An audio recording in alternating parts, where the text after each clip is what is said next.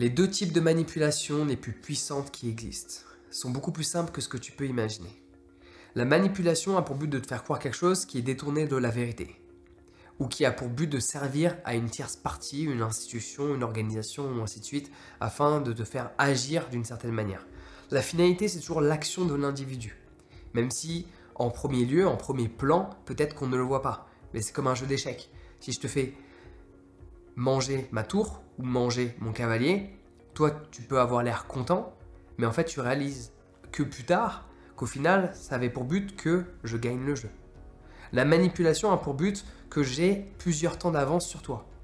Et que parfois dès le début tu as l'impression de te faire manipuler, mais peut-être parfois tu n'as pas l'impression de te faire manipuler, mais ça n'empêche que tu l'es. Il faut prendre en considération qu'on est tous manipulés, à différentes échelles. C'est comme on fonctionne tous de manière inconsciente, à plus ou moins 75%. Entre 75 à 95% du temps, tout ce que tu fais n'est pas conscient. Tes mouvements, ta respiration, ton regard, ta manière d'écouter, ta manière de te comporter, de penser, et ainsi de suite. Mais on peut prévenir une manipulation à grande échelle. Donc la première grande technique de manipulation est aussi simple, et pour le coup les gens n'y pensent pas, c'est le fait d'avoir une information de masse partagée à grande échelle. À plus petite échelle, ça fonctionne également. Il y a eu des études qui ont été faites où on met 5 individus dans une pièce, y compris toi. Il y a ce porte-monnaie, tu es convaincu qu'il est marron, tu es sûr, à 1000%. Genre, tu crois en ce que tes yeux te montrent comme information. Il y a une lumière qui est transmise à ta rétine, et hop, tu détermines que ça, c'est marron. Mais les 4 personnes dans la pièce déterminent qu'il est noir. Alors évidemment, là, tu es dans une vidéo, tu te dis, ouais, mais jamais je dirais qu'il est noir, mais cela n'est qu'une question de temps. En fonction du nombre d'heures, du nombre de jours, du nombre de semaines, du nombre de mois où on te laisse dans cette pièce avec ces personnes-là, ainsi que du nombre de personnes qu'on va faire venir, peut-être 4 autres personnes, puis 4 nouvelles. Et à chaque personne, chaque groupe qui vient, chaque personne nouvelle qui vient chaque jour de la semaine, te dit que ce porte-monnaie est noir, c'est qu'une question de temps avant que tu admettes et que tu crois au plus profond de toi que ce porte-monnaie est bel et bien noir. Donc la manipulation de masse, c'est de partager. Et la manipulation de base, une des plus puissantes, c'est de partager à grande échelle un discours qui forcément n'est pas la vérité, qui a pour but de te faire croire certaines choses afin de te faire accepter certaines actions, certains discours. Mais toujours, on en arrive à l'action parce que le but d'un discours est d'enclencher certaines actions, qu'elles soient individuelles ou massives à travers des individus, que ce soit celui qui partage le discours ou celui qui entend le discours, mais il y aura toujours une action qui va être enclenchée après. Ok ? Et de te faire croire un récit plutôt que la réalité. Et plus une information est partagée, en masse, plus il y a de chances que tu y crois. Évidemment, il y a toujours des minorités qui ne vont pas y croire parce qu'elles sont documentées, parce qu'elles savent, elles connaissent le sujet, ou pour d'autres choses qu'on va voir juste après.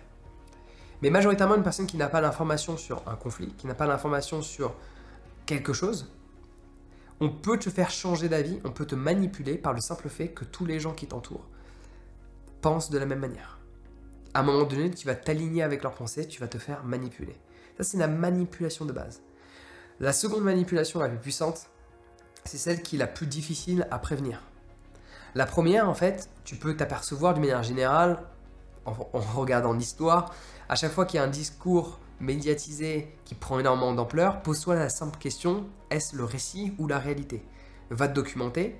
Et il ne faut pas forcément rentrer dans une dynamique de conspiration où tu vas forcément contredire tout ce qui est majoritairement dit. Ce qui est majoritairement dit peut être un récit et non une réalité, mais ce qui est majoritairement dit peut être aussi la réalité. Donc il faut faire attention à ne pas tomber dans un spectre comme dans l'autre. Le spectre, je suis manipulé et je ne m'en rends même pas compte. Et le spectre, je rejette toute réalité, même quand celle-ci en est une, sous prétexte que la masse l'a acceptée. Donc la deuxième manipulation à grande échelle qui a le plus lieu et qui est la plus difficile à s'extraire, c'est la manipulation que tu te fais toi-même. Parce que la manipulation, c'est quoi ? C'est croire à un récit à des fins, d'une action, mais un récit qui est détourné de la réalité. Et le fait de croire cette chose qui diffère de la réalité va te permettre d'enclencher certaines actions ou à d'autres personnes d'enclencher certaines actions. Mais si tu as déjà pris parti à quelque chose, toi-même tu te manipules à certaines actions. Tu es manipulé de par tes expériences passées, de par ta religion, de par ton éducation, de par ton lieu de vie, ta nationalité, ta prise de parti politique. Quand tu as déjà pris parti, c'est difficile de voir la vérité. Voir la vérité nécessite de s'extraire de l'équation. Voir la vérité nécessite de d'extraire nos expériences personnelles, d'extraire notre religion, d'extraire peut-être nos principes, d'extraire ce que l'on a vécu, pour pouvoir pleinement examiner ce qui est. Objectivement, comme on le dit dans certains enseignements hindouistes, voir la réalité telle qu'elle est. Look at what it is, not what you wish to be, not what you want to be, what it is. Pas ce que tu aimerais que ça soit, pas pire que ça soit, pas ce que tu aimerais que ça soit, juste ce qui est. Et cette seconde manipulation est faite de par notre propre mental, et pour s'en défaire, il faut méditer. Il faut s'extraire de ses pensées le plus souvent pour avoir cette capacité à juste observer le monde sans pour autant mettre ce filtre qui est nos propres expériences pensées et notre propre conditionnement mental de par tout ce que l'on a vécu jusqu'à présent. Donc maintenant, tu as les deux plus grandes techniques de manipulation utilisées, l'une par des masses médiatiques, de manière générale, dans notre monde d'aujourd'hui, et l'autre de par toi, tes propres expériences. Et je peux te garantir que la plus difficile est de se libérer de la seconde. Les gens ont des avis biaisés de par qui ils sont. Et tu peux voir une personne qui se manipule elle-même à grande échelle, c'est une personne qui est ultra susceptible. C'est qu'elle a une idée préconçue et elle n'est plus capable de voir la réalité quand celle-ci ne matche pas avec l'idée qu'elle avait. Quand la réalité ne matche pas avec le récit qu'elle est déterminée de croire. Donc tu peux t'inscrire à ma formation sur la méditation pour éviter de te faire manipuler. C'est la meilleure des stratégies. Allez, ciao.